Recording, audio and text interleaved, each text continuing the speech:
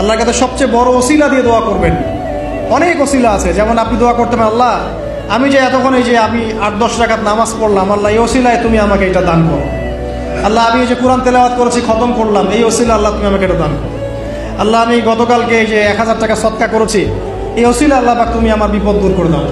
এটা ভালো কাজ হচ্ছে ওসিলা।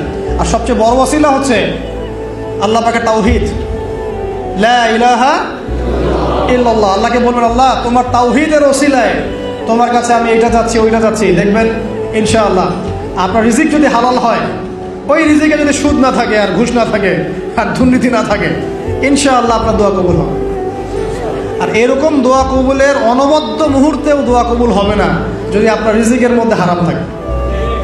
এবার আপনি ভাবেন যে রিজিকটা কত ইম্পর্টেন্ট। এভাবে রাতটাকে পুরোটাকে এনজয় করেন। এই রাতের মধ্যে স্ত্রীকে সময় দেন, বাচ্চাকে সময় দেন। স্ত্রীকে যে সময়টা দিবেন সেটাও আপনার ইবাদত। এটা বলবো এটা আবার কেমন? এটাই এমনই। যদি আপনি বেগানা কোনো নারীর সাথে জেনা করেন তাহলে গুনাহ হবে না? জেনার গুনাহ হবে না? ঠিক স্ত্রীর সাথে সময় কাটালে, এমনকি তার সাথে গল্প করলেও নাকি, তাই বলে বেশি গল্প করতে যায় না।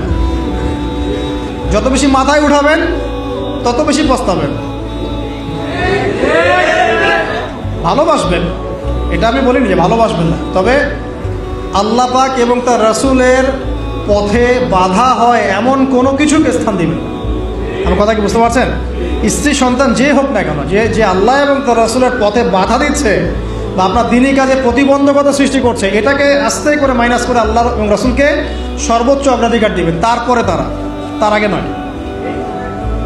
তো ভালোবাসবেন, নিঃসন্দেহে ভালোবাসবেন, তবে কোনো কিছুই অতিরিক্ত ভালো না। অতিরিক্ত কোনো কিছুই ভালো না। এরপরে আসেন, ওইটাও নাকি সন্তানকে সময় দেন, সেটাও নাকি পরিবারে একসাথে খাওয়া দাওয়া করবেন, সেটাও নাকি।